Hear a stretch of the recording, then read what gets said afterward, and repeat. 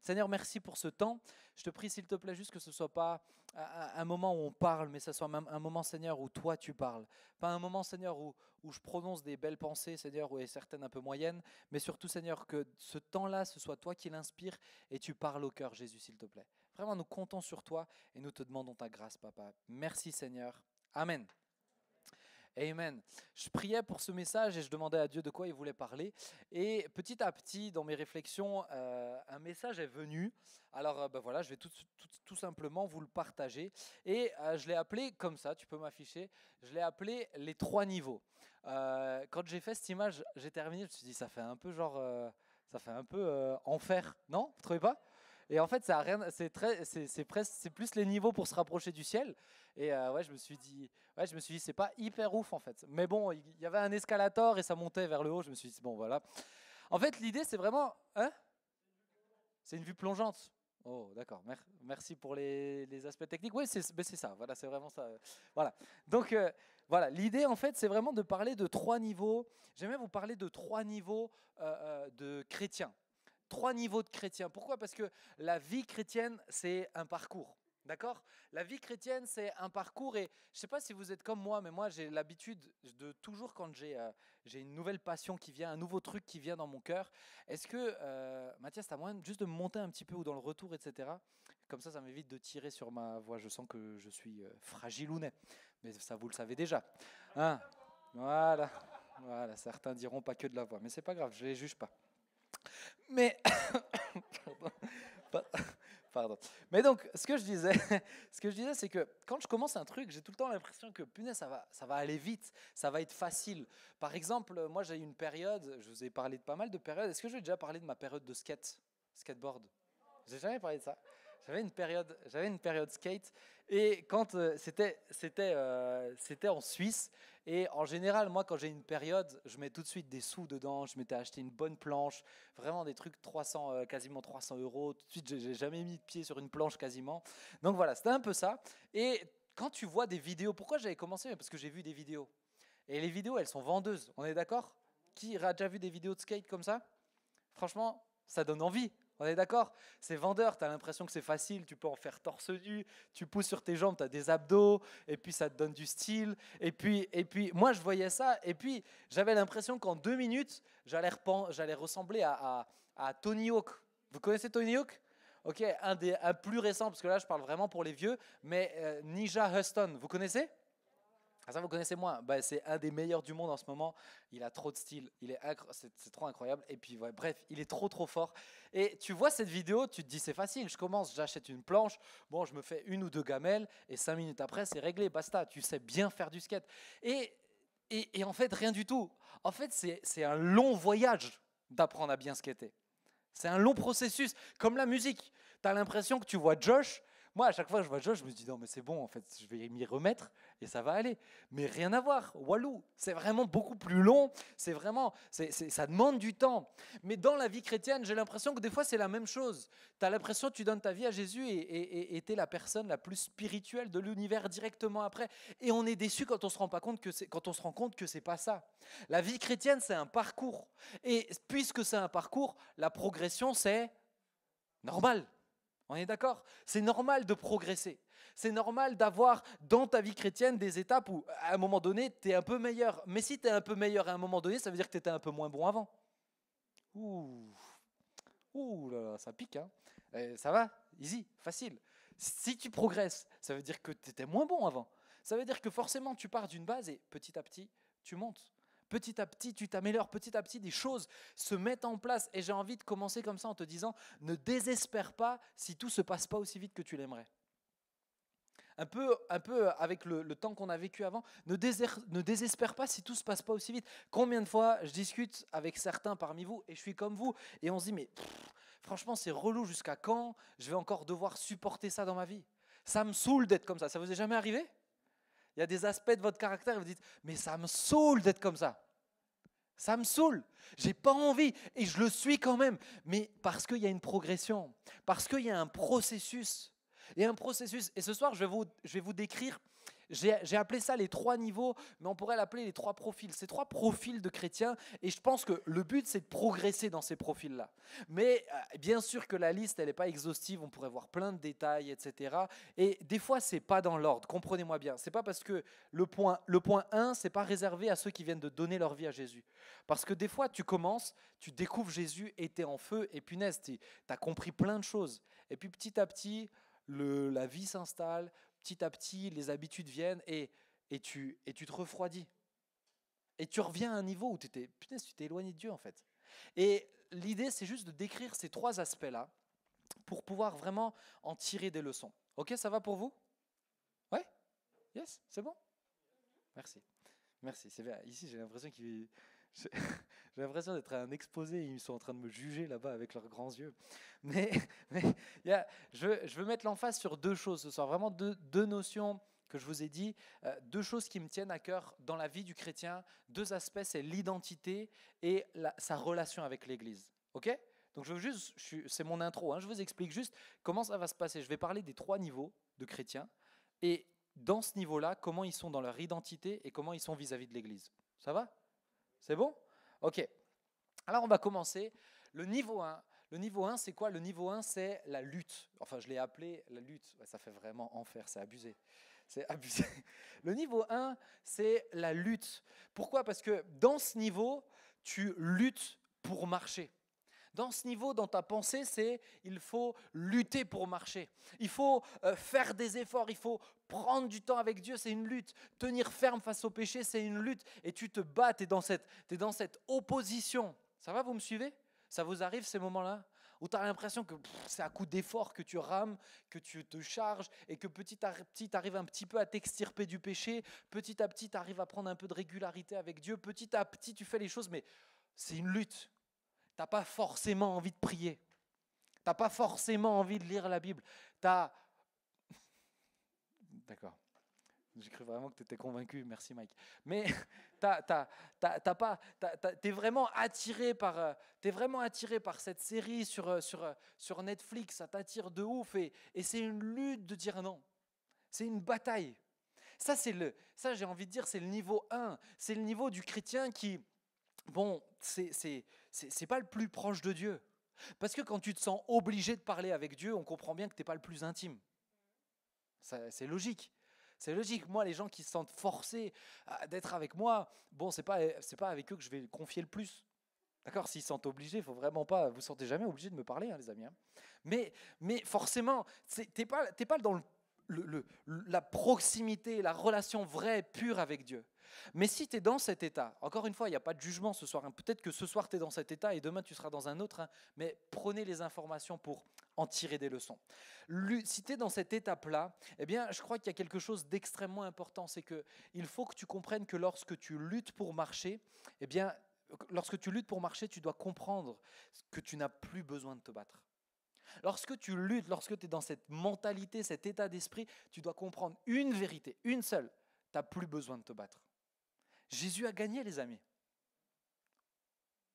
Non, mais vous n'avez pas compris. Jésus a gagné. Tu n'as plus besoin de te battre. Normalement, tu n'as plus besoin de faire des efforts. Tu n'as plus besoin de tout le temps il faut que je me donne de la peine, il faut ceci, il faut que cela pour ne pas toucher au péché, pour prier, il faut que je fasse des efforts, il faut que je me pose des règles, etc. Lorsque tu es dans la lutte constante, tu dois comprendre, Jésus a gagné pour que je puisse le faire. Pour que je puisse tenir ferme, pour que je sois libre, parce que c'est facile, c'est léger normalement plutôt de marcher avec Dieu. Regardez ce qu'il est dit dans Matthieu 11, versets 28 à 30. « Venez à moi, vous tous qui êtes fatigués, et je vous donnerai du... Prenez mon joug sur vous et recevez mes instructions, car je suis doux et humble de cœur, et vous trouverez du repos pour vos âmes, car mon joug est doux et mon fardeau est léger. » Mon joug est doux et mon fardeau est léger. Quand on reprend le mot doux ici, c'est Christos, et ça veut dire quoi doux? Pourquoi? Vous vous êtes jamais posé la question pourquoi il parle de douceur? Pour moi, la douceur, c'est un truc que tu peux toucher comme ça, c'est doux, c'est rude. Voilà. Quand il dit c'est doux, ça veut dire convenable, utile. Ça veut dire que ce que Dieu met sur toi, c'est quelque chose d'utile pour t'amener plus loin, pour te faire grandir, vertueux. Vous savez ce que c'est un cycle vertueux? C'est un cycle qui t'entraîne toujours dans quelque chose de meilleur, de mieux en mieux. C'est quelque chose de bon, c'est quelque chose d'agréable. C'est quelque chose d'agréable. Est-ce que tu as déjà été... Tu sais que moi, j'ai eu la chance quand j'étais petit. On avait mon père, c'est le pasteur principal de l'église ici, et donc forcément, on accueillait souvent beaucoup de pasteurs. C'est des gens, franchement, des hommes de Dieu, mais passionnants, des gens incroyables. On a eu des gens incroyables à la maison. Et tu en as certains. Tu rentres pas en disant on va avoir un vieux monsieur qui va nous parler lentement et puis qui va perdre ses dents pendant qu'il mange sa soupe, etc. Mais tu en as certains, des vieux monsieur comme ça, ils étaient passionnants. On se dépêchait de rentrer de l'école pour juste boire leurs histoires, boire ce qu'ils allaient nous dire. Vous voyez, ça, c'est pas un poids en fait de les écouter. C'est pas un poids de parler avec eux. C'est doux, c'est agréable, c'est vertueux, ça me fait du bien, ça me fait progresser. C'est ça en fait que tu as besoin de comprendre. Tu n'as plus besoin de lutter, tu n'as plus besoin de te battre. Jésus a gagné pour que tu puisses le vivre simplement, pour que tu puisses le vivre facilement. Et si tu es fatigué, c'est parce que tu le fais par tes propres forces. Et ça, c'est important de le comprendre. Moi, je le disais tout à l'heure à Judith, mais cette semaine, en ce moment, je vais être très honnête, en ce moment, j'ai vraiment beaucoup de choses à faire. Beaucoup. Et j'ai beaucoup de choses à préparer, plein de prédications, les émissions. J'ai vraiment plein de trucs dans ma tête comme ça, et ça trace. Et en plus, là où je suis un peu frustré, c'est des fois de ne pas pouvoir prendre autant de temps que j'aimerais avec les frangins-frangines.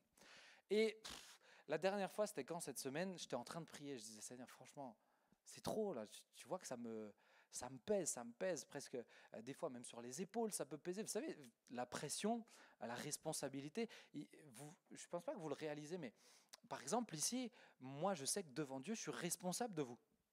Mais c'est pas rien en fait. C'est pas rien. Donc il y a cette responsabilité, cette charge qui est là.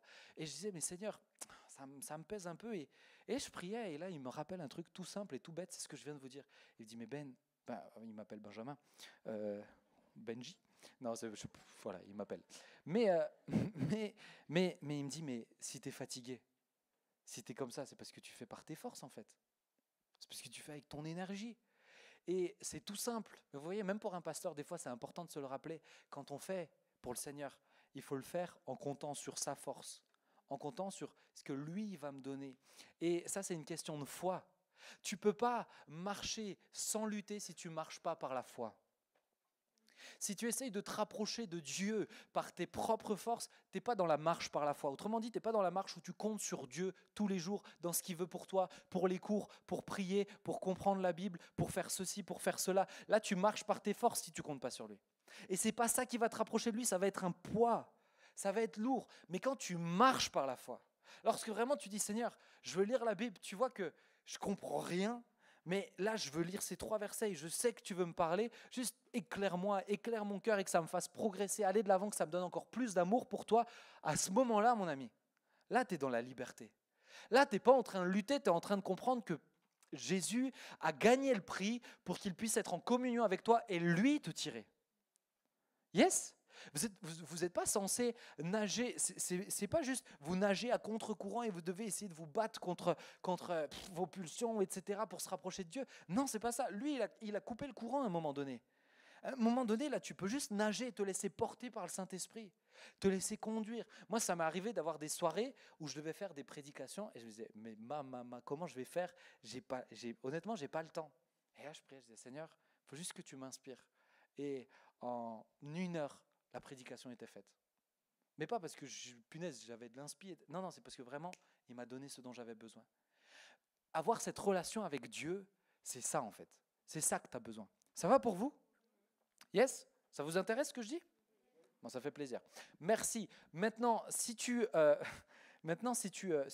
dans ce mode-là, si tu luttes pour marcher, ton problème, c'est quoi ? C'est que tu veux marcher avec ton ancien disque dur, avec ton ancien système, avec ton ancienne façon de penser. En fait, tu es en train de fonctionner à la manière de avant que tu avais Jésus.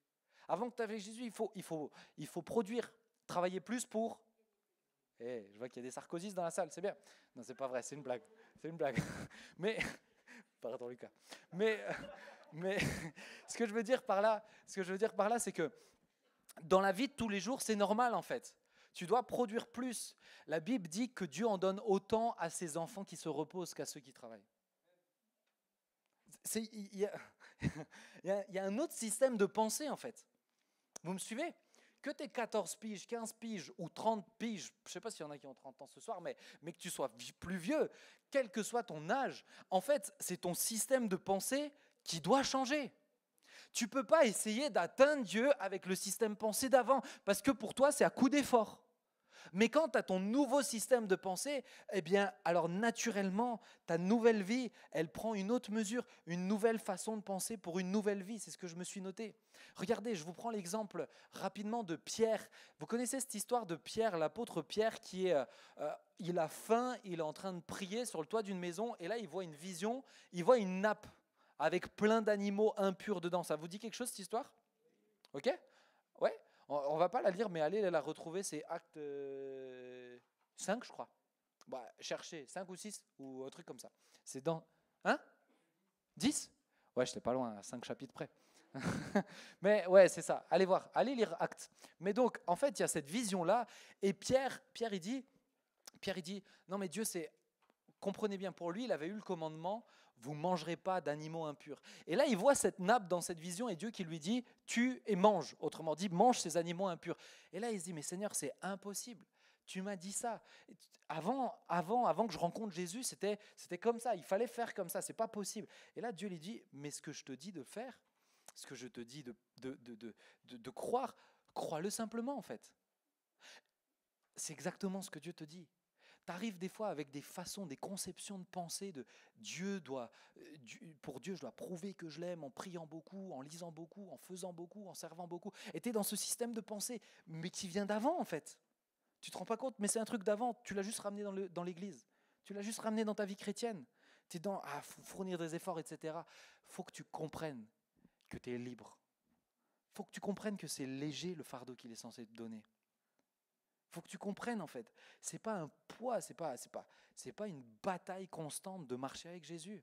Yes, ça va pour vous? Ok, c'est vraiment important les amis. Mais pourquoi tu fonctionnes avec l'ancien? Alors vis-à-vis de l'Église. Maintenant, je vais m'arrêter juste, reste sur cette slide. À ce niveau-là, tu vois l'Église avec l'ancien disque dur. Je vous ai dit que je veux faire un parallèle entre votre identité et dans ton identité, tu dois te battre, tu dois prouver, tu dois obtenir comme ça en forçant. Et de l'autre côté, vis-à-vis de l'Église, c'est la même chose. Tu fonctionnes avec l'ancien disque dur, avec l'ancien système de pensée. Et là, ce profil-là, qu'est-ce qui se passe? Eh bien, il se passe que, tu peux m'afficher la suivante, pour toi, l'Église, c'est un produit à consommer dans une société de consommation. Comme avant, on consomme. Partout dans le monde, on consomme plein de trucs et on prend et on achète et on Amazon Prime et on Netflix et on binge watch et on consomme et on achète le nouveau jeu et la nouvelle paire de choses et on consomme et c'est normal en fait.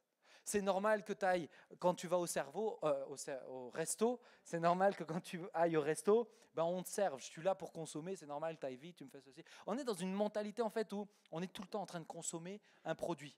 Ça va pour vous? On est vraiment dans cette pensée du produit, de cette société de consommation, à tel point qu'il y en a certains, et je sais qu'il y en a certains dans cette salle, ça les avait tellement écœurés à un moment donné de leur vie qu'ils sont partis dans des chalets perdus en pleine montagne pour s'extirper de cette société. Mais le fait est que la société, c'est comme ça. La société, c'est comme ça. Et tu es là en train de consommer ceci et cela. Tu as calqué ça et tu l'as ramené sur l'Église. Tu l'as ramené dans ta conception de ce qu'est l'Église. L'Église, c'est un produit de consommation. Peut-être que pour toi qui es dans cette étape-là, l'Église, c'est un produit de consommation. C'est quoi? L'Église, j'y vais parce que ça me fait du bien.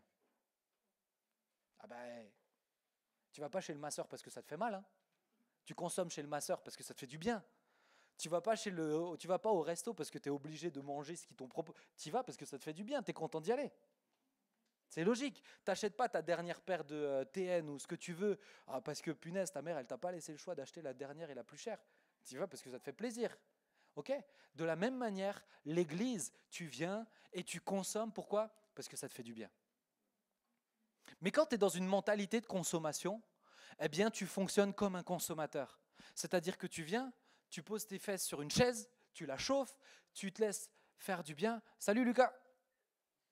À plus frérot! C'est mon petit cousin, je peux me permettre.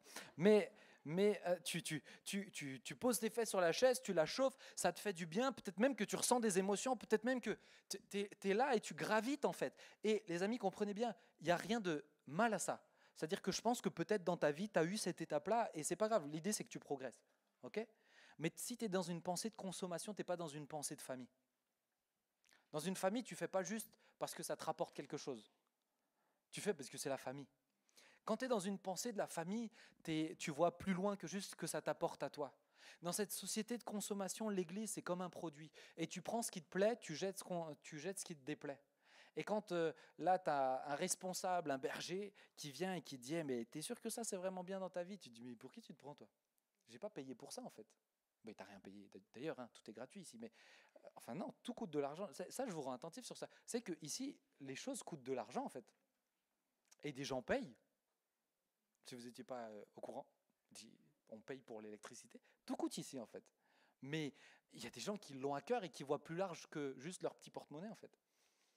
Si tu vois l'église comme un produit de consommation, tu n'iras pas très loin. Parce que l'église, c'est beaucoup plus large que ça. L'église, c'est beaucoup plus profond que ça. Et on va y revenir tout à l'heure, mais peut-être que tu es là et tu es juste en train de te dire « Ah, je suis là parce que ça me fait du bien ». J'aimerais te dire, t'arrête pas à ce niveau-là. Il y a beaucoup plus en fait que Dieu veut te proposer. Quelque chose de beaucoup plus intéressant, mais qui va te challenger bien davantage. Parce que quand tu es juste consommateur, c'est facile. Quand tu es consommateur, c'est facile. Moi, je suis insatisfait d'un produit, je le renvoie, je ne l'utilise pas et basta. En fait, c'est beaucoup plus que ça. Jésus, ce n'est pas un produit, l'église, ce n'est pas un produit. Yes? C'est bon? Ok. Niveau 2. Niveau 2. Quand tu arrives au niveau 2, c'est quoi pour moi le mot qui résume le niveau 2? Le premier, c'était la lutte. Le deuxième, c'est la paix. Quand tu arrives au niveau 2, il est pas mal ce niveau. Attendez, laissez-moi juste boire un coup. J'arrive. Oui, c'est vrai que c'est très apaisant. Mais quand tu arrives au niveau 2, tu es quelqu'un qui... Tu es comme l'église primitive. Autant de Actes 2. Tiens, on va pouvoir le lire. Actes 2, 46, 47. Regardez. Ils étaient chaque jour tous ensemble assidus au temple. Ils rompaient le pain dans les maisons et prenaient leur nourriture avec joie et simplicité de cœur, louant Dieu et trouvant grâce auprès de tout le peuple. Et le Seigneur ajoutait chaque jour à l'église ceux qui étaient sauvés. Ces hommes et ces femmes, ils ont rencontré Jésus et ils sont, je dirais, au niveau 2. Ils sont dans la paix. Ils sont dans la paix. Franchement, c'est difficile d'avoir un sentiment plus merveilleux que la paix. Quand la paix remplit ton cœur, en fait. Alors je te pose la question, est-ce que la paix remplit ton cœur? Est-ce que tu es quelqu'un profondément en paix dans ton cœur? Ouais. Vous n'êtes pas obligé de dire oui. Hein. Mais en tout cas, quand tu es à ce niveau-là, c'est vraiment, je pense, la caractéristique principale. Combien de fois je me lève et il peut y avoir plein de trucs, je peux être surchargé, etc. Et tu te lèves et tu te dis, oh, franchement, je suis bien au fond de moi. Ouais? Vous suivez? Vis-à-vis de ton identité, tu es bien en fait. Tu es bien dans tes baskets. Je ne dis pas que tout est parfait, mais tu es relativement bien. Ça, c'est vraiment agréable. Tu es là et tu sais que la paix qui remplit ton cœur, c'est ce qui te donne la force pour gérer l'extérieur. Okay? Tu peux m'afficher la suivante. Tu as compris que ce qui est en toi est plus fort que ce qui est à l'extérieur. Et c'est pour ça que tu es en paix. C'est pour ça, tu n'es plus dans une lutte. Tu as compris, je suis apaisé. Seigneur, tu me vois, tu vois mes qualités, tu vois mes défauts. Parce qu'on ne se casse plus forcément la tête sur tout ce qui ne va pas. On sait que c'est Dieu qui te dirige petit à petit, qui te fait grandir, qui te fait marcher. Et tu lui fais beaucoup plus confiance qu'avant. Et là, tu es dans cet état-là général de paix.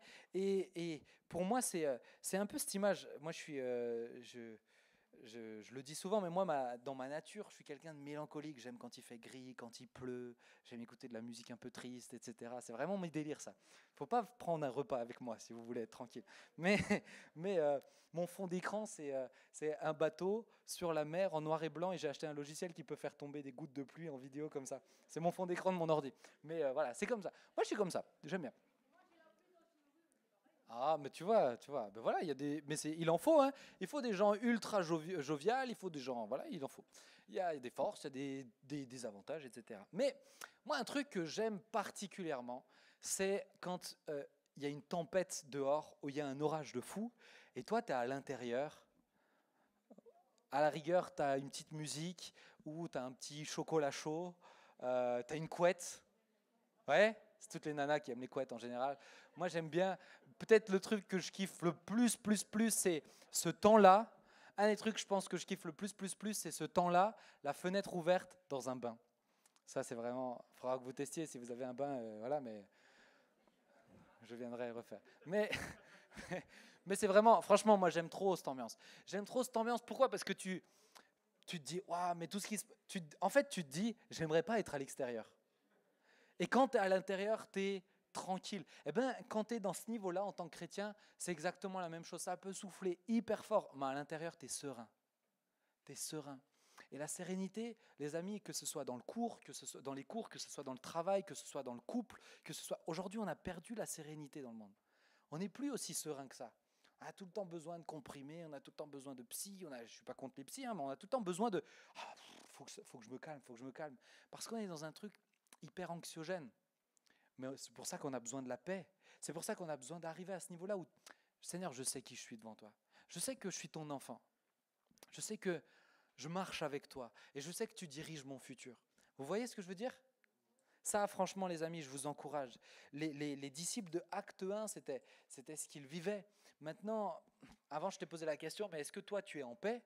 Mais pourquoi? Parce que si ta foi ne procure pas la paix dans ton cœur, il y a un problème. Il y a un problème. Si la foi ne procure pas de paix dans ton cœur, tu es tranquille, tu es serein, peu importe ce qui se passe. Je ne dis pas, peut-être que ta foi, elle n'est pas assez ancrée et que si vraiment ça souffle hyper fort, c'est la panique. Mais des fois, j'ai l'impression, le diable, il fait, et c'est bon, tu t'envoles. Les amis, l'idée, c'est de grandir en fait. C'est de s'approfondir. C'est pas au moindre petit soupir de Satan que tu dois t'envoler. Et plus tu seras profond, plus tu seras solide, plus le vent pourra souffler, tu tiendras bon. Mais si la foi ne procure aucune paix en toi, si tu fonctionnes comme avant, je pense que tu es à l'étape 1. Je pense que tu es au niveau 1. Et il ne faut pas que tu t'illusionnes. Yes, ça va pour vous? Regardez, Ésaïe 53, 5, c'est un verset que j'aime beaucoup, mais lui, il était blessé à cause de nos transgressions, brisé à cause de nos fautes. La punition qui nous donne la paix est tombée sur lui. Et c'est par ces meurtrissures que nous sommes guéris. Pourquoi il parle de paix ici? C'est parce que Dieu a lavé tes péchés et c'est de ça que tu aurais dû être le plus inquiet. Mais c'est réglé. C'est réglé. Et certains vous dites, oui, mais moi je retombe. La Bible dit qu'il a pardonné tes péchés que tu n'as pas encore commis. C'est réglé, mon ami.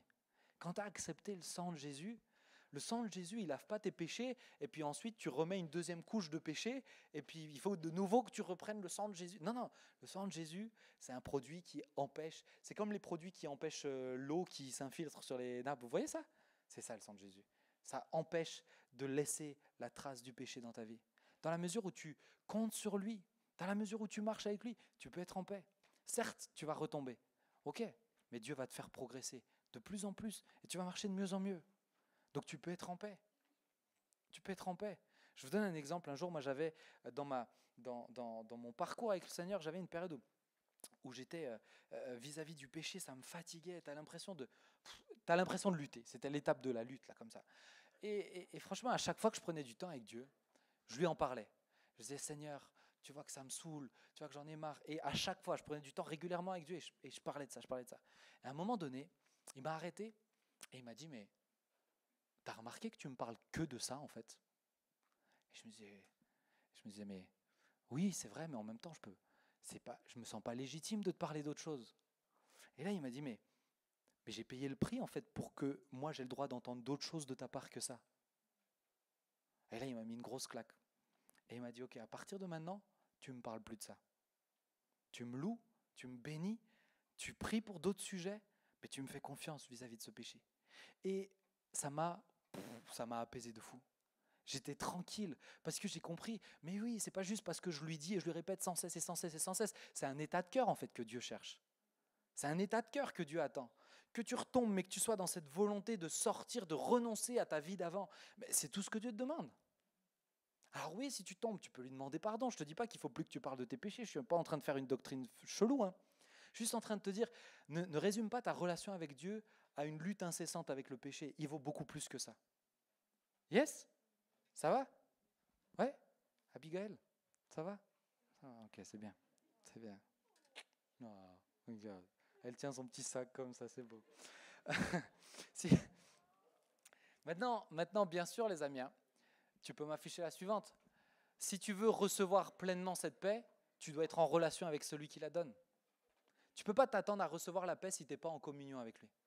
Si tu lui parles toutes les 2 semaines, c'est normal que tu ne sois pas en paix. Donc peut-être un petit conseil, éteins ton écran, éteins ton téléphone, éteins Netflix et va prier. Et va lui parler. Parce qu'au début, tu auras l'impression que ce n'est pas le plus fun, mais mon ami, c'est ça en fait qui va te donner la paix. C'est ça qui, quand tu sors de ce temps de prière, tu dis oh, ça me fait du bien en fait. Yes? C'est pas Netflix qui va t'apaiser. Hein. Netflix, ça te fait penser à autre chose. Netflix, ça te fait penser à autre chose. Je ne suis pas contre Netflix, je regarde Netflix. Mais Netflix, ça te fait penser à autre chose. C'est pas vers ça. Oh, jugez-moi. Mais c'est pas sur ça que tu dois compter pour être en paix dans ton cœur. Si tu dépends de ça pour être en paix dans ton cœur, tu es juste en train de remettre la charge mentale à demain. Mais viendra un moment donné où Netflix, ça suffira plus. Hein. Et puis, alors je ne vais pas faire un mélodrama, mais et puis tu vas commencer à boire quand tu seras un peu plus grand ou pour les plus grands, et puis tu essaieras d'oublier autrement en fait. Et il y a plein de gens comme ça. Tout le monde est comme ça. Mais nous, on a la chance d'avoir la vraie recette pour être en paix. Yes? Bon, moi, ça m'encourage en tout cas. Ok, maintenant, là, c'est dans ton identité, tu es en paix. C'est bien, c'est positif. Mais vis-à-vis de l'Église, c'est quoi? Au sein de l'Église, tu peux me l'afficher, vis-à-vis de l'Église, à ce niveau-là, au sein de l'Église, tu t'épanouis. Et c'est très bien. C'est très bien. Est-ce qu'il y a des gens qui s'épanouissent ici dans l'Église? Levez voir la main. Oui, ok. Vous vous sentez bien, on s'épanouit, on a compris que ce n'est pas un produit de consommation l'Église, on n'est pas là juste pour prendre et puis basta. Et puis je sais qu'il y en a plein ici, vous avez le souci, vous priez pour l'Église, vous priez. L'Église, je le rappelle, hein, ce n'est pas le bâtiment, l'Église c'est nous, ok? Mais tu t'épanouis dans l'Église, tu t'épanouis dans la famille, allez on va l'appeler la famille comme ça. Tu t'épanouis dans la famille, tu es bien, tu mets ta pierre à l'édifice, tu aimes être avec les autres. Alors peut-être certains vous êtes un peu plus timides, mais tu aimes quand même et tu reviens et puis tu sers, tu fais des choses. C'est très très bien, c'est génial et j'ai envie de vous encourager, continuez. Mais beaucoup de croyants se contentent de ça. Il y a beaucoup de croyants qui se satisfont de ce niveau, qui se satisfont du fait qu'ils sont en paix dans leur cœur et ils se sentent bien dans l'Église. Et c'est bien comme ça. Ça, c'est ce qui s'est passé au temps de Actes. Acte 2, c'est ce qu'on a lu. À un moment donné, ils étaient là, ils ont rencontré Jésus, ils ont été baptisés dans le Saint-Esprit, ils ont la paix, malgré les pressions de l'extérieur. Les gars, ils étaient quand même dans un climat un peu sous tension, et ils sont bien entre eux, et ils aiment prier. Regardez, on peut relire le texte, hein. On peut relire Acte 2, 46-47. Loue en Dieu et trouvant grâce auprès de tout le peuple. Et le Seigneur ajoutait, juste au-dessus, 46. Ils étaient chaque jour tous ensemble, assidus au temple. Ils rompaient le pain dans les maisons et prenaient la nourriture avec joie et simplicité de cœur. C'est trop bien. C'est trop bien. Mais le problème, c'est que si tu ne veilles pas, tu te satisfais de ça et tu t'arrêtes de grandir. Tu te contentes de ça. Pourquoi? Parce que ça répond à tous tes besoins personnels. Tous tes besoins personnels. Et moi, je le crois, hein, il y a un moment donné où c'est ce par quoi ces gars sont passés. C'est ce par quoi ces gars sont passés. Pourquoi? Parce que à un moment donné, ils étaient tellement bien entre eux qu'ils n'étaient plus des lumières par tout le monde comme Jésus leur avait demandé. Et Dieu a envoyé la persécution pour qu'ils soient dispersés et qu'ils puissent briller beaucoup plus loin que juste entre eux. On n'est pas une lumière dans un magasin de lumière, je vous l'ai déjà dit ça. On est lumière dans les ténèbres. Et le problème, c'est que quand tu es à ce niveau-là, tu as tout ce qui est au fond de toi qui est rempli et ça te suffit. Ça te suffit pourquoi? Parce que peut-être qu'il y a une étape encore que tu n'as pas compris. Et je pense, alors là je vais peut-être faire un petit peu grincer des dents, mais juste qu'on puisse réfléchir. Je vous pose la question suivante, tu peux m'afficher la slide. Et s'il y avait encore un petit peu d'égocentrisme? Parce que là, je vous ai décrit un super état. Tu es en paix dans ton cœur, tu t'épanouis dans l'Église. Mais moi, je crois à un niveau un petit peu plus grand encore. Pourquoi s'il y avait un petit peu d'égocentrisme? Mais c'est parce que tu te contentes juste de ce que Dieu a fait dans ton cœur. Et ça te suffit. Et tu te contentes du fait que, tu mets ta petite pierre à l'édifice et c'est très bien. Et derrière ça c'est plus d'expérience que je vous parle, mais je vois quand même que dès que ce que tu fais, ça te plaît un peu moins, ça t'apporte un peu moins de « Ah, c'est cool, j'aime jouer à la batterie, ça m'apporte beaucoup ». Et dès que tu n'as plus ça, ou genre tu n'es plus à fond comme ça, bah tu lâches. Bah tu lâches.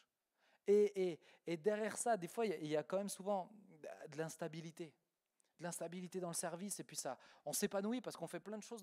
Mais le problème, c'est que les responsables, ils ne savent plus comment gérer, parce qu'il y a 1 mois, tu es là, il y a 3 mois, tu étais là-bas, et puis ceci et cela. Mais parce que là, tu regardes d'abord à ce que ça t'apporte un petit peu à toi. Ça va pour vous? C'est pas trop dur, vous comprenez ce que je veux dire? Hein? Loïc, t'as dit non? Ah, non, j'ai compris, oui. Non, mais sinon, on en discute après. Hein. Je veux pas t'afficher, hein. Mais non, je t'embête. Mais, mais, mais il a eu peur. Mais je pense que à ce niveau-là, il y a beaucoup de choses très très bonnes, mais il y a encore un petit peu d'égocentrisme, un petit peu de il y a quelque chose qui gravite, il faut que ça me rapporte un peu quelque chose. Et dès que c'est le moment où c'est un petit peu difficile, c'est plus là. Mais c'est le moment où on te demande de répéter pour la louange. Moi, bon, déjà je viens à la répète, c'est déjà pas mal. Dès que c'est le moment où on dit hey, tu peux pas venir un petit peu plus tôt parce qu'il y aurait besoin de non mais là je peux pas, je dois finir mon épisode. Vous me suivez? Ouais. Par exemple, un aspect où ça pardonne pas, où c'est clair et net, on le voit, on le voit pas, c'est la dimension de l'intercession. Dans l'intercession, c'est très simple, ça t'apporte rien du tout à toi. Normalement, c'est pas fait pour toi. Normalement, dans la louange, si il y a une louange qui te parle, ça te fait des petits guilis, ça te fait waouh, c'était extraordinaire, ça fait un peu l'effet waouh. Vous voyez, on sort rarement de temps d'intercession comme ça, parce que c'est que spirituel, centré sur Dieu, centré sur les besoins. Ok? Et là, quand on se dit, hey, les amis, on fait une soirée d'intercession, pouf, c'est l'hécatombe. C'est l'hécatombe. Mais pourquoi? Parce que, bah oui, quand tu es à cet état-là encore, tu n'as pas encore compris qu'il y a quelque chose de plus vis-à-vis du corps, vis-à-vis de la famille. Ça va pour vous? Ouais? Tout le monde est bon? Levez voir la main ceux qui ont écouté ma dernière phrase. Ok, c'est bien, pas mal. Enzo, un peu au ralenti, mais c'est pas grave. Ok, je termine avec le dernier point. Juste rester attentif sur le dernier point. Ça serait dommage de rater le dernier point. Pour moi, le dernier level, c'est la maturité. Je vous ai parlé de la lutte, je vous ai parlé de la paix, et là, je vais vous parler de la maturité. Et encore une fois, comprenez bien, pour moi, je suis convaincu qu'il y en a certains qui étaient en paix et qui sont revenus sur la lutte. Certains qui étaient dans la maturité et qui sont revenus dans un truc un peu confortable. Je me sens bien, je ne me sens pas culpabilisé par. Ok? Donc je pense que des fois, il y a des moments où on est dans telle ou telle saison. Et là, le niveau 3, le niveau de la maturité, on va lire un texte ensemble. C'est le texte qui m'a fait dire qu'il faut que je prêche sur ça. Paul qui parle. Conformément à ma ferme attente et à mon... Merci les filles. Je n'aurai honte de rien, mais maintenant, comme toujours, la grandeur de Christ sera manifestée avec une pleine assurance dans mon... c'est bien. À part les responsables, merci. En effet, dans mon corps, soit par ma vie, soit par ma... c'est mieux. En effet, Christ est ma vie et mourir représente un... C'est bien. Cependant, s'il est utile pour ma tâche que je vive ici-bas, je ne saurais dire ce que je dois... Et écoutez bien ce qu'il dit, je suis tiraillé des deux côtés. J'ai le désir de m'en aller et d'être avec Christ, ce qui est de beaucoup le meilleur, mais à cause de vous, il est plus nécessaire que je continue à vivre ici-bas. Persuadé de cela, je sais que je resterai et demeurerai avec vous tous pour votre progrès et votre joie dans la foi. Ce texte, il est incroyable. Il est incroyable. Pourquoi? Parce que Paul, les amis, l'apôtre Paul, était à un niveau supérieur. Il était vraiment loin dans le turfu. Vraiment, il était loin. Beaucoup, beaucoup, beaucoup, beaucoup plus haut que tout ce qu'on vient de décrire. Tu peux m'afficher la suivante. Par rapport à son identité, la première chose, c'est qu'il avait compris qu'il était un citoyen du ciel. Il avait compris dans qui il est, que ce n'est pas juste une question de paix pour aujourd'hui, il y a une question d'espérance pour demain, pour l'éternité. Il y a quelque chose de beaucoup plus grand que juste ce que je ressens maintenant. Ça va pour vous? Ça, c'est, je dirais, quand tu as compris ça au niveau de ton identité, que, mon ami, tu ne viens pas de ce monde. Tu viens d'ailleurs, en fait. Tu viens d'ailleurs. Le nouveau toi qui as accepté Jésus, si tu l'as accepté, vient d'ailleurs. Et ta maison, elle est ailleurs. Et ton royaume, le royaume dans lequel tu habites, normalement, il est ailleurs. Il est au ciel. Et je me rends quand même compte que vite, on se contente de juste « Ah, j'ai la paix et c'est très bien ». Ça, c'est le niveau au-dessus. Ça, c'est le niveau où on a compris, peu importe ce qui se passe ici, même si ça souffle de fou dans ma vie de tous les jours, moi je sais qu'à un moment donné, j'irai au ciel et c'est bien meilleur. Je ne suis pas en train de me dire « Ah, mais il faut quand même que tous mes problèmes se résolvent ici, etc. » Non, non, j'ai compris, il y a une espérance en fait. Il y a quelque chose de beaucoup plus grand, et quelque chose de beaucoup plus beau. Tu es pas juste dans quelque chose de théorique. Tu n'es pas juste dans « Qui sait qu'il va aller au ciel ?» Tiens, levez voir la main. Ok, c'est bien. Si vous avez des doutes, c'est une question importante à laquelle vous devez être sûr. Si vous n'avez pas de conviction à ce niveau-là, il faut que vous ayez une conviction. C'est vraiment important. Maintenant, souvent on le sait là, mais qui y pense quotidiennement? Ah, il y a beaucoup moins de mains levées. Hein. Ça arrive. Mais les amis, c'est la réalité de tous les jours. Ça ne devrait pas arriver, ça devrait être quotidien en fait. De se dire, ça se trouve, dans 1 heure, je suis au ciel. Ça vous paraît un peu glauque comme phrase, hein, pour des jeunes de 15 ans. Mais ce que je veux vous dire, c'est que vous devez vivre chaque heure que Dieu vous donne comme si dans 1 heure, vous serez au ciel et que vous lui rendez des comptes. Et que vous allez récupérer le salaire de votre travail et que vous allez voir Jésus et que vous allez être en communion pleine et entière avec lui. C'est ça en fait. Parce que quand tu as compris que tu es citoyen du ciel, tu n'es pas en train de te battre pour parler à Dieu. Tu aspires qu'à une chose, c'est à être auprès de lui.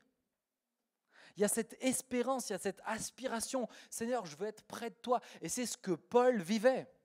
Paul aspirait, Seigneur, je veux être près de toi. Et là, je ne vous parle pas d'un truc glauque, de suicidaire, etc. hein. Ça n'a rien à voir, hein, comprenez-moi bien. Mais ce n'est pas une question d'âge ce que je suis en train de vous dire. C'est une question de prise de conscience, conscience des réalités célestes. Moi, j'ai 28 ans, mais ça fait bien des années que j'aspire. Oh, Seigneur, le jour où je te retrouverai, et c'est le plus beau des jours. C'est le plus beau des jours. Moi, ramenez pas les violons, sauf Judith. Judith, tu auras le droit de jouer, mais des chants festifs. Mais les amis, moi, c'est une bonne nouvelle, en fait. Combien de fois j'ai parlé avec des potes, c'était notamment en Suisse, mais un petit peu ici quand même. Et on discute, et je parle du ciel, et je dis « Ah, mais qu'est-ce que ça va être beau quand on ira au ciel !» Et là, ils me disent « Mais non, mais arrête de dire ça. Il y a encore plein de choses que tu dois voir ici. Il y a plein de trucs qu'on doit faire. Il y a plein de trucs. » Mais moi, j'en ai rien à cirer. Rien à faire. Que je vois pas le mont Fuji ou que j'ai pas 25 gamins, c'est pas grave en fait. Je suis au ciel, je suis avec Jésus. Vous me suivez ? Vous captez ? Que j'ai pas, que je touche pas les 10 000 par mois, ça, c'est pas grave. Que j'ai pas de maison, c'est pas grave. Que je roule pas en Maserati, c'est pas grave en fait. Vous voyez ce que je veux dire ? C'est très bien comme ça. Moi, s'il me reprend, je me dis pas, Seigneur, quand même, tu m'as pas laissé hyper longtemps, quoi. Non, mais vous captez ? Moi, je suis pas en train de regarder derrière en disant, oh, mais quel regret j'ai, punaise, j'aurais pu voir encore un tel et faire ceci. Non, ouais, non, alors là, ça va vous paraître dur, hein, mais je penserai pas à vous. Hein. Je penserai pas à vous. C'est beaucoup plus beau, c'est bien meilleur. C'est ce que Paul dit. Il dit, mais je suis, remets-moi voir le verset, s'il te plaît. Je suis, verset 23, je suis tiraillé des deux côtés. Je suis tiraillé des deux côtés. J'ai le désir de m'en aller et d'être avec Christ. Et vraiment, j'en ai envie. Et ce qui est de beaucoup le meilleur. Mais à cause de vous, il est plus nécessaire que je continue à vivre ici-bas. Persuadé de cela, je sais que je resterai et demeurerai avec vous tous pour votre progrès et votre joie dans la foi. Comprenez que Paul était à un niveau supérieur, et il était tellement à un niveau supérieur qu'au fond de lui, il était tiraillé. Avant, je viens de dire que quand tu es au niveau 2, tu es en paix, tu te sens bien, etc. Mais oui, mais parce que tu as comblé ce qui était centré sur toi et sur terre. Mais ta foi doit nourrir quelque chose de plus grand. C'est cette réalité du ciel. Rejoindre Jésus, mon ami, c'est la plus belle des choses. Et Paul, il est tellement à ce niveau-là qu'il est tiraillé. Il est tiraillé entre quoi ? Entre sa prise de conscience des réalités célestes et sa place dans le corps, dans l'Église. Parce que plus tu connais Dieu, plus tu te connais toi-même, plus tu sais que tu es citoyen du ciel et plus tu sais ton importance dans le corps de Christ. Et donc forcément, tu es tiraillé entre ton envie de le rejoindre et ta prise de conscience de c'est tellement important que je sois là. C'est tellement important que je joue mon rôle dans le corps de Christ. Tu peux me l'afficher. Paul désire retourner auprès de lui. Et de l'autre côté, il comprend l'importance de son rôle. Il n'est pas là en train de se dire « Ouais, oui, les Philippiens, j'ai tellement envie d'aller vers le Seigneur, mais qu'est-ce que ça me fait du bien d'être avec vous. Non, non, il dit, les amis, je vais être très honnête, c'est bien mieux pour moi que je parte. Mais je sais ce que Dieu attend de moi dans le corps. Je sais que j'ai un rôle à jouer. Et je sais que si je ne le joue pas, je ne sais pas qui le fera. Ah, ça dépend de Dieu. Mais je sais que moi, ma responsabilité, c'est de jouer mon rôle. C'est de jouer mon rôle. Et là, vous comprenez bien dans le texte, il n'est pas en train de dire, c'est parce que ça me rapporte. Hein. Remets voir juste le verset. Regardez la dernière phrase, l'avant-dernière. Il dit, à cause de 24, à cause de vous, à cause de vous. Il n'est pas en train de dire grâce à vous, à cause de vous. À cause de vous, il est plus nécessaire. Autrement dit, je sais que c'est plus vital pour vous que je reste sur terre. Persuadé de cela, je sais que je resterai et demeurerai avec vous tous. Pourquoi ? Pour votre progrès, pour votre joie. Pas pour la mienne. Moi, la mienne, elle serait d'aller au Seigneur. Mais c'est pour votre progrès, pour votre joie. Les amis, c'est ça. Je vais vous le reformuler un petit peu à la sauce Benjamin. J'ai fini, hein, c'est la fin de ma prêche. Mais je vais vous le reformuler à la sauce Benjamin. Si je suis avec vous un vendredi sur deux, tous les samedis soirs, c'est pas pour mon bien. C'est vraiment pas pour mon progrès. C'est moi qui prêche. Donc c'est pour vous nourrir vous. Vous me suivez ? Mais si je suis là de tout mon cœur avec beaucoup de joie, c'est parce que je sais que je vais vous voir vous progresser. C'est que je veux voir vous grandir. Et je sais que c'est ce que Dieu attend en fait. C'est ce que Dieu attend de moi. Donc ma question c'est, et toi, ta vision du corps, elle est comment ? Est-ce que tu es tellement conscient de la réalité céleste que tu as envie d'avancer, tu as envie de te rapprocher de Dieu, et de l'autre côté, tu es tellement conscient de ton rôle dans le corps de Christ que tu joues ton rôle, que tu prends ta place, que tu n'es pas là comme consommateur en disant « Ah, la prêche de Ben, elle était bien, oh là, c'était un peu long quand même, et la louange, qu'est-ce qu'elle chante bien, Nina, etc. » Tu n'es pas dans la consommation, mais tu es là en train de mettre ta pierre à l'édifice et dans le souci de oh, « J'ai un rôle à jouer, je ne sais pas encore tout, je ne sais pas encore quoi, je n'ai pas encore tout compris, mais je sais que Dieu attend quelque chose de moi ici. » Soit vous êtes vraiment convaincu, soit je vous ai perdu. Hein. Yes ? Cass, tu m'as suivi toi. Hein. Tu as rempli des pages. Vous me suivez ? Les amis, c'est vraiment important ce que je vous dis. Pourquoi ? Pourquoi ? Parce qu'il y a 1 an de cela, je prêchais sur ce que j'aimais appeler, et ce que j'appelle encore, l'église organique. L'église organique, c'est une église vivante où chacun joue son rôle. Mais moi, ce que je me rends compte, c'est que quand j'en reparle plus, ça se dilue. Les gens ne s'invitent plus. Il n'y a plus forcément d'initiative. On attend que tout vienne des responsables. Il n'y a plus tout ça. Mais c'est ça, en fait, ce que je suis en train de vous dire. C'est prenez votre place. Depuis quand c'est les responsables qui doivent proposer toutes les soirées de prière ? Depuis quand c'est les responsables qui doivent supplier pour faire la sono parce qu'on n'a pas de sonorisateur ? C'est pas ça, en fait, la famille. Suivez, ça, c'est produit de consommation. Et je fais ce qui me plaît. Je sers quand ça m'épanouit. Je ne veux pas vous culpabiliser, je veux juste vous faire comprendre. Est-ce que vous avez compris vraiment l'importance de votre rôle dans le corps de Christ ? Je vais vous le dire autrement. J'ai besoin de vous. J'ai besoin de vous pour ma foi. J'ai besoin de vous pour l'édification du corps. J'ai besoin de vous pour grandir. Que tu aies 14 ans, que tu n'aies pas tout compris, que tu connaisses un verset par cœur, ou que tu en connaisses beaucoup plus, peu importe. J'ai besoin de toi parce que Dieu t'a donné des choses qu'il ne m'a pas données à moi. Vous me captez ? On a besoin les uns des autres. Et il y a des responsables qui sont là pour canaliser, coordonner les choses. C'est leur rôle, c'est ce que Dieu attend d'eux. Mais on a besoin de vous. Et je voulais juste ça, peut-être si l'équipe peut me rejoindre, mais s'il vous plaît les amis, ne faites pas pot de fleurs dans l'église. Ne faites pas plante verte. Parce que vous êtes beaucoup plus que ça. Vous êtes beaucoup plus que ça. Vous n'êtes pas là pour faire de la décoration et qu'on puisse, et qu'avec les responsables, on puisse se congratuler en disant « Ah, c'était merveilleux, hey, t'as vu, dis donc, il y a plein de nouveaux, et puis t'as vu, il y a un tel qui a ramené un tel, c'est beau. » Non, mais les amis, vous êtes beaucoup plus riches que ça. Dieu a déposé des choses en vous beaucoup plus importantes que ça. C'est précieux. C'est précieux.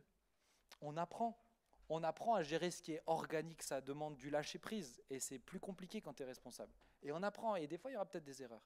Mais ça ne dépend pas que de nous, en fait. Ça dépend de ce que vous avez compris. Ça dépend de où vous en êtes. Ça dépend de votre niveau, votre réalité. Yes, ça marche pour vous ? Est-ce qu'on peut peut-être juste fermer nos yeux quelques instants et puis Judith, je vous vois, ouais, tu pianotes.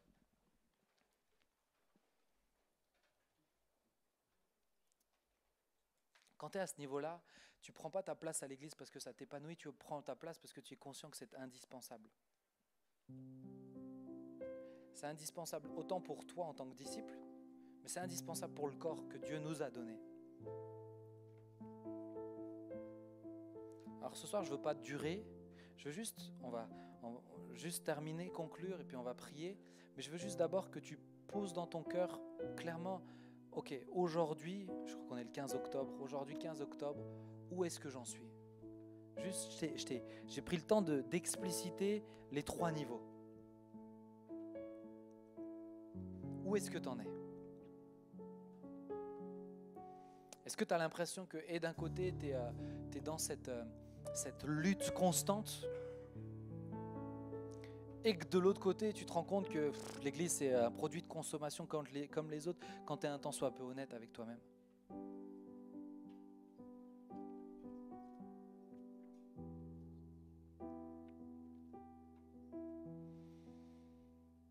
Est-ce que tu n'es pas en paix ? Et est-ce que pour toi tu es satisfait de juste cette paix que Dieu t'a donnée parce que tu as compris que tu es aimé tel que tu es, etc. Mais t'es pas ouvert sur les autres, sur le corps. Ou du moins dans la dimension que j'ai décrite tout à la fin.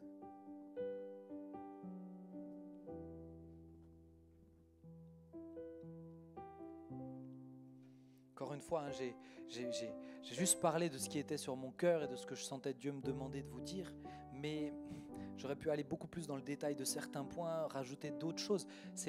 J'ai pas la prétention de tout dire clairement là ce soir, je suis tout à fait conscient de ça. Mais je sais que ça parle à plusieurs.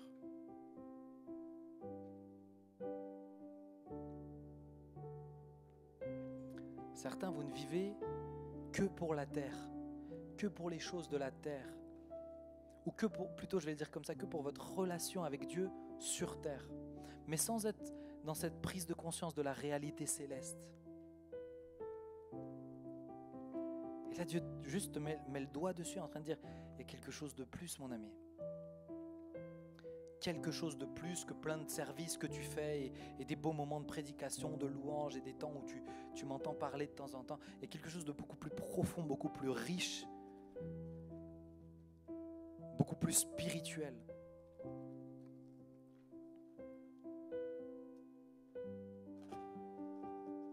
Ce soir, j'ai juste vraiment un cœur, c'est un appel à cette prise de maturité. Cette prise de maturité. Et dans 2 semaines, on va commencer pour Impact Jeunesse une nouvelle série qui va vraiment axer aussi, vous allez comprendre un peu mieux, mais qui va vraiment axer dans cette dynamique-là. Parce qu'il y a un besoin et il y a une urgence, les amis. Je ne suis pas là ici pour nourrir des consommateurs.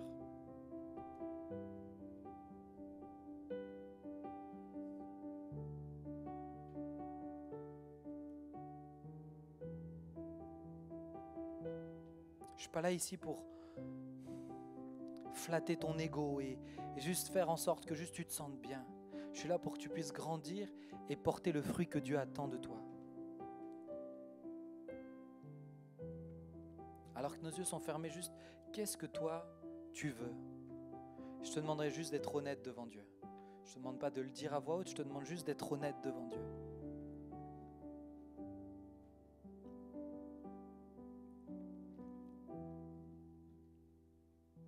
Et je vais te demander, je vais pas faire un appel spécifique pour chaque niveau, mais je vais demander peut-être tous ceux qui sont là et qui disent Seigneur, j'ai pris conscience en fait, il y a plus. Et il faut que je grandisse. Il faut que je grandisse. Il faut que je te laisse agir. Il faut que je lâche prise, que je marche beaucoup plus par la foi. Il faut que je prenne conscience de mon rôle dans le corps et que bien des fois j'ai juste consommé et j'ai laissé les autres faire. Juste si ce soir tu prends conscience et que tu veux plus, tu veux laisser Dieu te tirer un peu plus loin, dans un niveau un peu plus élevé. Alors juste, lève-toi à ta place, quel que soit le niveau où tu es aujourd'hui, quel que soit le niveau où tu sens que tu dois aller, mais juste lève-toi à ta place. On n'est pas là pour regarder s'il y a des meilleurs que d'autres, mais on est là vraiment pour avancer et cheminer ensemble. Moi aussi, je suis debout avec vous. Je suis debout avec vous. Il y a des choses, il faut encore que Dieu me tire un peu plus loin. On va prendre ce chant qui dit « Jésus, je te suivrai », mais avant ça, j'aimerais juste que tu puisses le dire à Dieu. Dis-le, tu n'es pas obligé de le hurler, mais j'aimerais que tu le prononces de ta bouche.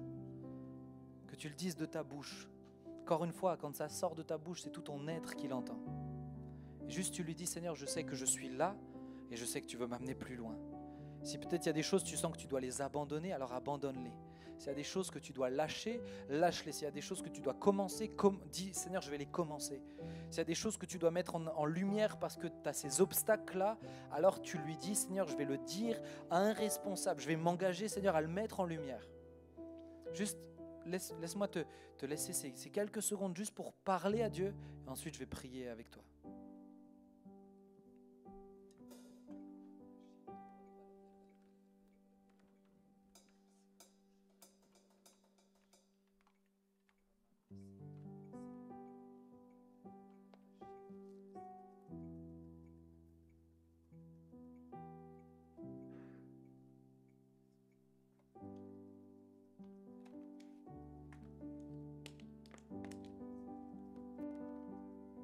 Il y a une fille, quand j'ai commencé à parler de la dernière partie, il y a eu pour toi comme je ne sais pas comment l'expliquer, si ce n'est que comme si vraiment Dieu a éclairé ton raisonnement à ce moment-là.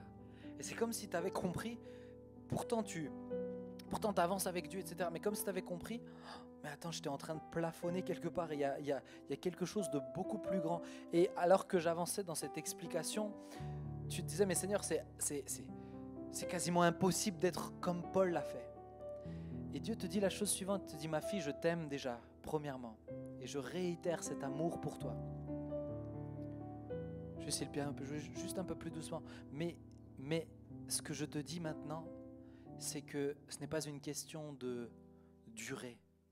Parce que je peux t'amener à ce niveau-là en un rien de temps. Un rien de temps. Mais c'est moi qui fais. Maintenant, reste juste, ne sois pas dans de la productivité. N'essaye pas de forcer mon timing, car tu ne le forceras pas. Mais lorsqu'il s'enclenche mon timing, tu ne peux pas l'arrêter. Alors juste, laisse-toi conduire, mais reste maintenant dans ce cœur malléable que j'ai rendu ce soir. J'ai rendu ton cœur malléable pour aller plus loin, plus sensible encore. Et je vais te donner une sensibilité à ma voix. Et je vais te demander de faire des choses qui vont te défier dans les temps qui viennent. Sache que si je te le dis maintenant, c'est parce que ce sera vraiment défiant. Ce ne sera pas facile. Mais cela t'entraînera bien plus loin. Juste fais-moi confiance. Fais-moi confiance. Et juste cette pensée aussi pour plusieurs. Vous vous sentez comme dans ce niveau de la lutte avec le péché, la lutte pour prendre du temps avec Dieu, la bataille constamment. Et vous voyez un peu l'église, c'est vrai, comme un peu de la consommation. Et Dieu vous dit, mais vous avez prié, vous avez dit, Seigneur, je veux, mais Dieu vous dit maintenant, il faut que tu arrêtes de consommer au même niveau que tes autres produits de consommation. C'est-à-dire, et j'explique la pensée, c'est que l'église est aussi important que tes activités. Encore une fois, l'église, c'est pas le samedi soir, hein. L'église, c'est la famille, c'est ta place dans le corps, c'est beaucoup plus profond et plus riche. Et tu te dis, mais ma relation avec toi est pour toi aussi au niveau égal avec tes activités, ton bien-être. Et pour plusieurs gars, tes jeux vidéo. Et tu te dis, maintenant, il faut que tu arrêtes ça. Tu ne me mets pas au même niveau que les autres. Je suis le Dieu qui est au centre de ta vie. Je suis le Dieu qui dirige ta vie. Et si tu veux aller plus loin, il faut que tu arrêtes de me concevoir comme un produit, mais comme cette personne qui te met au défi, qui te fait changer, qui te fait progresser. Parce que c'est ce qui te rendra vraiment heureux. Seigneur, je bénis chacun de mes frangins et frangines. Et Jésus, je te prie et je veux prier pour moi y compris. Aide-nous. Aide-nous. Il n'y a pas d'autre mot. Aide-nous. On n'est pas capable par nos propres forces. Nous ne sommes pas, Seigneur, dans cette capacité à nous amener plus loin, mais par ton Esprit Saint. Et je sais que pendant la louange, tu as agi encore par ton Esprit Saint et par la foi. Alors, Seigneur, nous irons de victoire en victoire, de progrès en progrès. Seigneur, nous ne sommes pas là pour chercher une perfection de façade. Seigneur, c'est des cœurs de plus en plus beaux qui veulent te ressembler. C'est ça que je te demande. Donne-nous des cœurs toujours de plus en plus beaux, chacun dans sa différence. Mais que, Seigneur, le corps de Christ ici qui est rassemblé, Seigneur, ce ne soit pas juste une belle expression, la famille d'impact. Seigneur, que ce soit une réalité beaucoup plus profonde que juste des soirées, juste des rappels de temps en temps de la part des responsables. Seigneur, qu'il y ait trop de vie pour qu'on puisse se demander, Seigneur, comment on va faire pour canaliser tout ça, tellement c'est incroyable. Merci, Père, que ton nom soit loué, que ton nom soit béni, Jésus. Amen.